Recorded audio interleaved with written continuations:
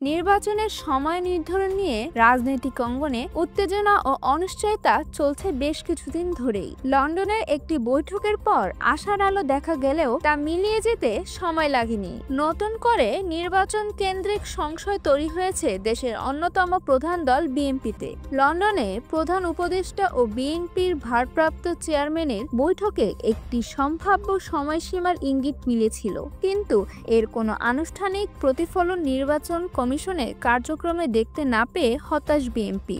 সম্প্রতি প্রধান উপদেষ্টার সঙ্গে নির্বাচন কমিশনের বৈঠক হলেও সেখান থেকে কোনো স্পষ্ট বার্তা না আসায় দলটির সংশয় আরও বেড়েছে। বিএনপি বলেছে, লন্ডনের আলোচনার কার্যকারিতা তখনই আসবে যখন নির্বাচন কমিশনকে আনুষ্ঠানিকভাবে নির্দেশনা দেওয়া হবে।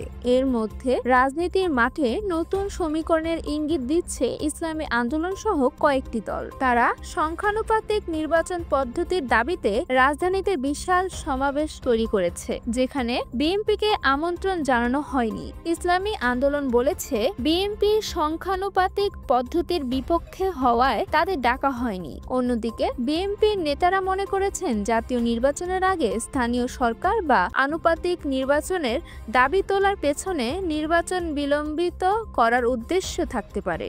একই সাথে বর্তমান ইসি বাতিল ও রাষ্ট্রপতিকে অপসারণের মতো পুরনো দাবিগুলোর নতুন করে সামনে আনার কথা ভাবছে দলটি। তবে রাজনৈতিক বিশ্লেষকরা বলেছেন, বড় কোনো দুর্ঘটনা না ঘটলে আগামী বছরের ফেব্রুয়ারিতেই নির্বাচন হওয়ার সম্ভাবনা বেশি। তাদের মতে বিএনপি এখন দলকে দৃশ্যমান রাখতে এবং সরকারকে চাপে রাখতে নানা ধরনের রাজনৈতিক কৌশল নিচ্ছে।